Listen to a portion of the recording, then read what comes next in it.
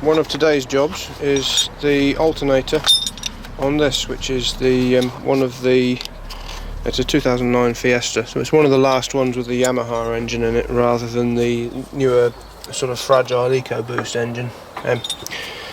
These have two really irritating features, one of which is they use an auxiliary belt that doesn't have a tensioner, so they're basically stretchy, so they don't last particularly well, and they do start to slip. So I'm going to put a new one on as a matter of course. But also the alternators they don't have an internal regulator. The engine management controls excitation via what would normally be the warning light wire. So they're less than ideal, but they are what they are. So you have a wedge affair which needs to go into the belt to get it off, so you'll normally sit this up behind the belt on an available pulley and then turn the engine over to try and get the thing to release. I find that the easiest way to turn the engine while you're doing this is to put the vehicle in fifth, as it's a manual, have the passenger side wheel slightly off the ground so that you've got a mechanical advantage over the engine, and you can push the wheel round while you hold the wedge in. So we'll do that now. I mean, you can just cut the old belt off, but if you cut the old belt off, it guarantees that they've sent me the wrong one out. So here we go. It's normally a bit easier to do it on one of the big pulleys. So we'll hold that in and then spin the wheel.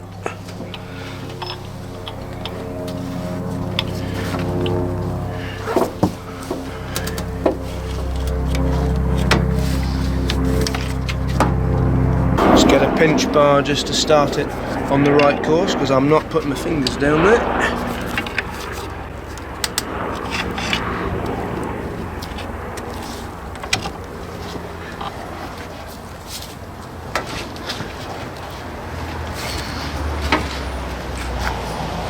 No, that's not going to have it. It's not going to have it on the tiny alternator pulley, so set the watch off because I'm going to end up breaking it off on something. So what we'll do is set that instead on the aircon pulley right down at the bottom, and let's see how well you can see that. See if it will come off.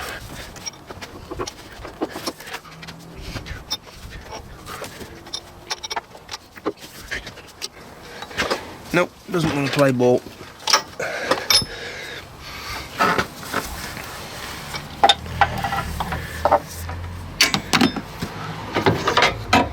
We'll do it the old-fashioned way.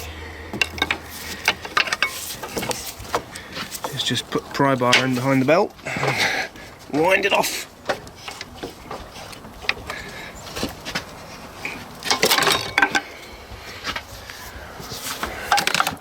There you go.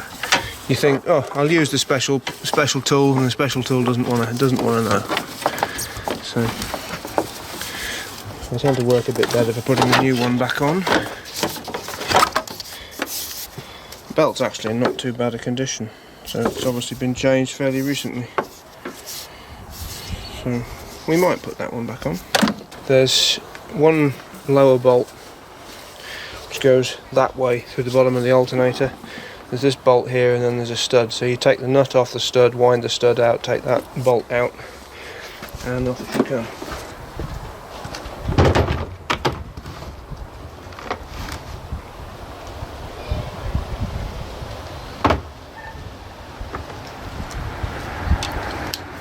If memory serves, they're 15mm.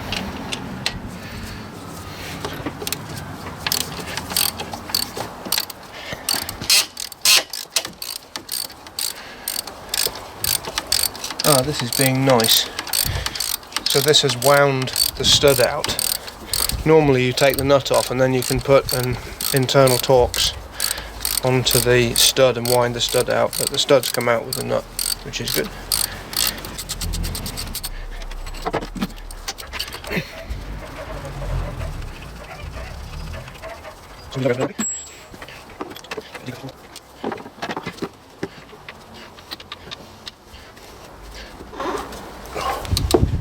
This car is coming back in very shortly for lots of work on the front. I'm going to take the bumper off and straighten it, straighten all the framework out, but this is all loose, the brackets are broken.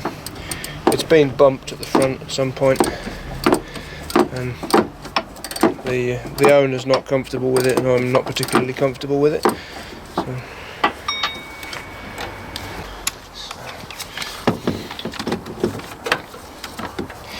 one of the repeating ratchets. I'm not going to go with the full assault ratchet because it won't fit. This is typical. Let's put an air conditioning pipe right in the way.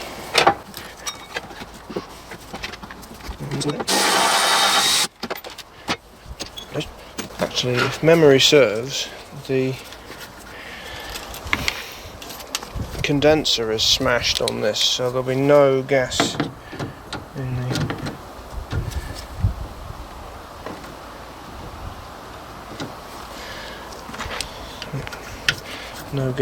in the aircon system at all, which is beneficial.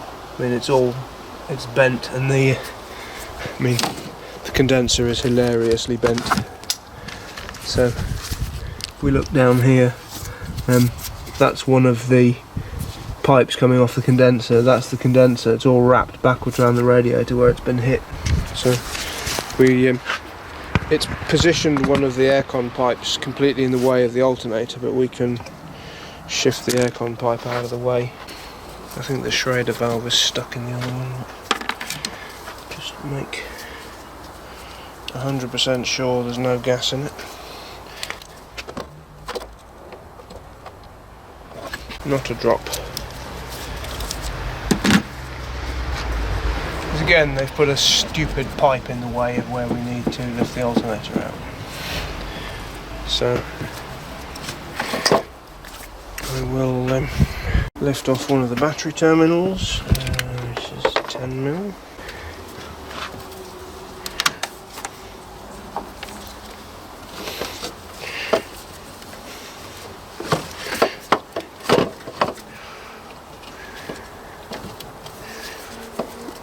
Doesn't look very happy. The power terminal is very rusty. It's obviously been quite hot in the past, so we will whip that off and have a look. See what state that's in. They're usually a 13, but that looks a bit bigger. I think it's just got rust and nastiness on it. Yep, it's a 13.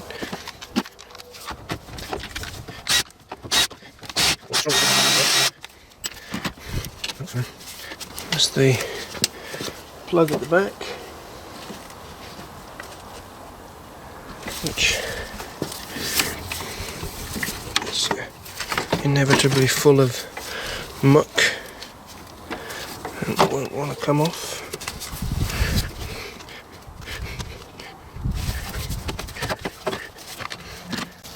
Just get a technical can opener in there to just flick that up. So much crap and muck around it, it doesn't want to lift by pushing the button, so we just give it a bit of help like that,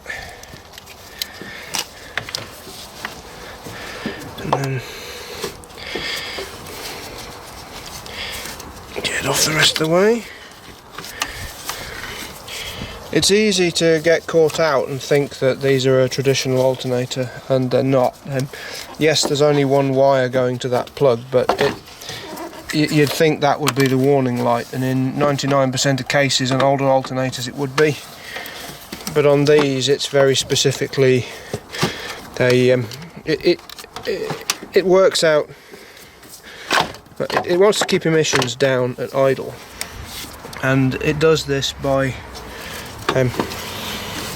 controlling the field and taking the load off, which is ridiculous because frankly if you don't need power, then a normal traditional regulator won't be feeding the field. So we have to take that aircon pipe off. It's bent from the accident, so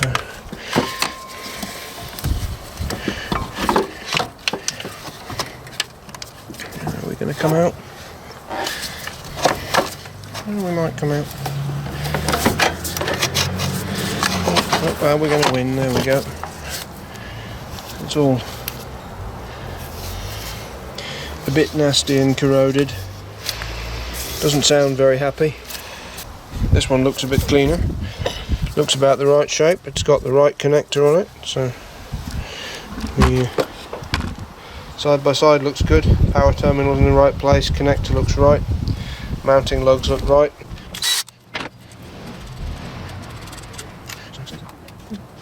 The crimp is pretty clean. The connection for the back of the alternator is pretty clean. So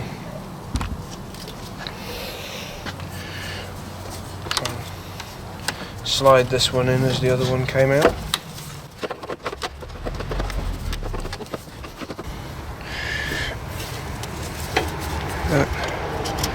Connector on there, well, we've still got some access on all the way, so we get a click. There we are. That post on there, nice shiny new nut.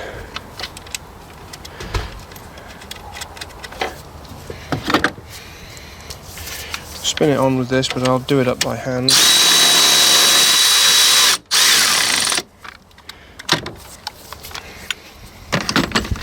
I want to feel how tight it is because you can break the terminal posts really easy on these. If you don't do them up tight enough, then the connections get hot and they fail. If you do them too tightly, you break the post.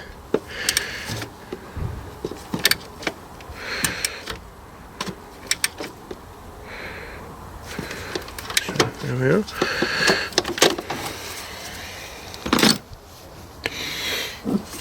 And there's a little rubber covery thing goes on there.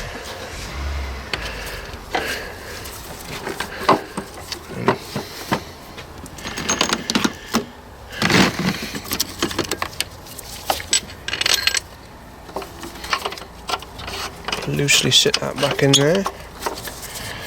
Loosely sit that one in there. Drop this one through the bottom.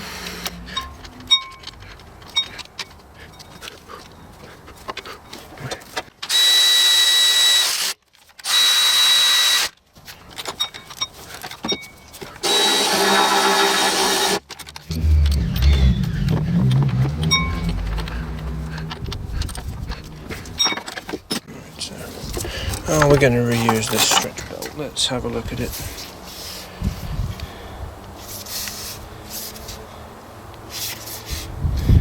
It does look alright. You can even see it's been changed because this is a Gates belt.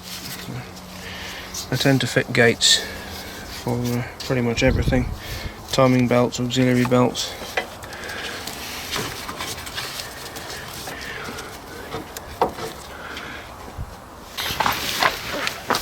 Look at the state of underneath here. Oh, so the wheel arch liner is gone and the really irritating plastic cover is still there. So let's see if we can slide that belt on from the top.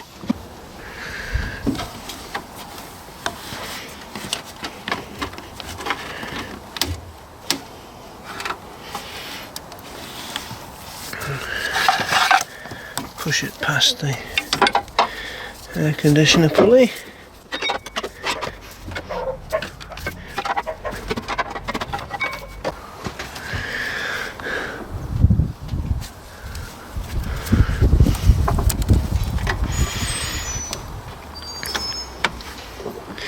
So laziness is only worth it when it's well carried out. I have to see if I can get that.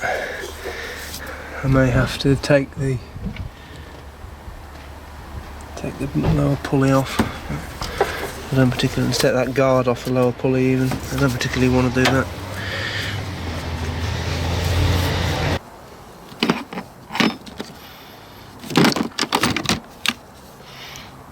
There's the install wedge.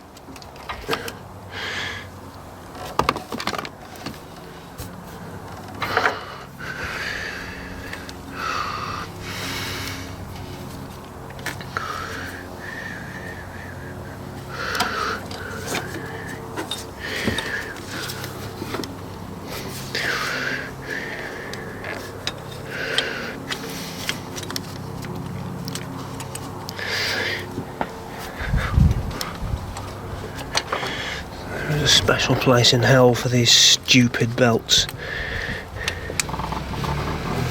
Rather than have a proper tensioner, put a stretching belt on.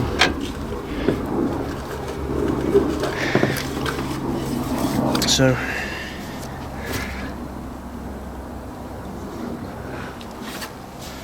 take that cover off underneath and see if I can put it on the crank pulley first.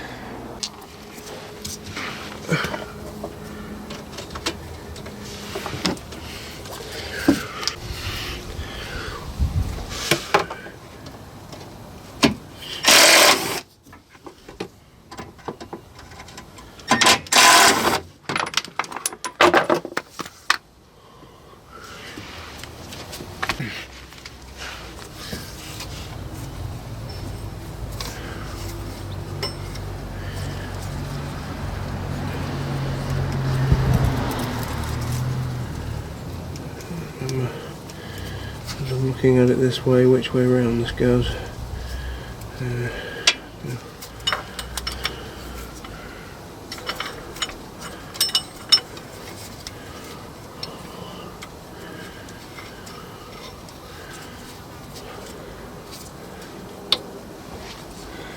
if it's going to be nice. If it will avoid coming off the water pump pulley.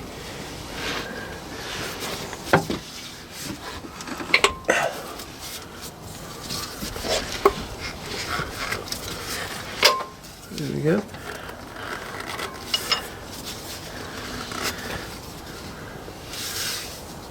It now tries to come off the alternator. We'll back it up a bit and shoot that idea down.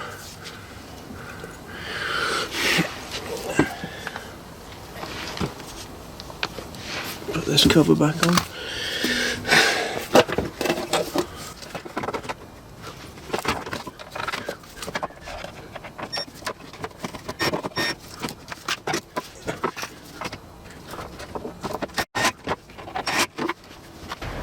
This is one of the things that occasionally happens where you end up with one little bit of it not quite lined up. So what we're going to do is put the pry bar in there, just try and push against the belt.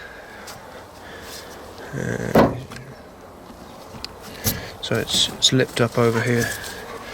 So we'll push against the belt just to make it go over a little bit. As soon as you get one little bit of it on the alternator, the rest will follow.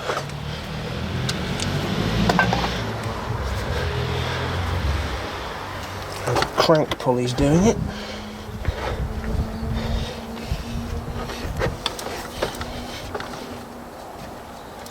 Now sit back on properly, you pig. That's a good sound. That's it sat on properly all the way around. Right.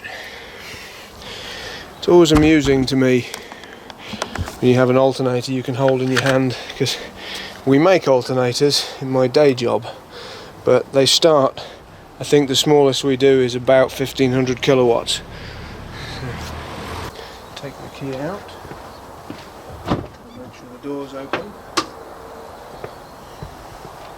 Because sometimes when you lock a car, so when you put the battery back on a car, it decides it's going to be really humorous and it locks the doors. So we won't give it the opportunity.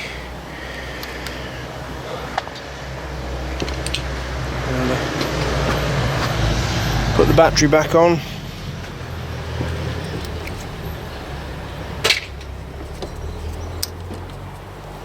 And it did cycle the locking there, but hopefully it cycled it to unlock, not lock. And we're taking the negative terminal off, because if you then swing the ratchet down and touch the body, you don't end up with sparking and whatnot. So,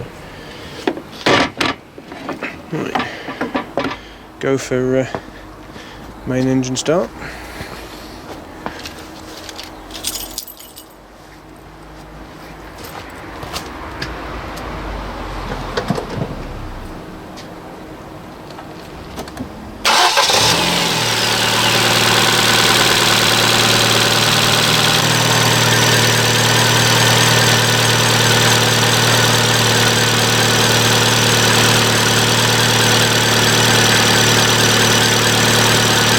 Charging quite nicely. We've got 14.3 volts.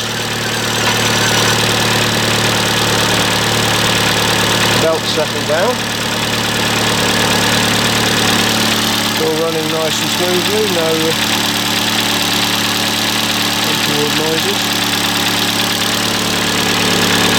Squeaking a little bit when we started up, but I'm not overly worried about that.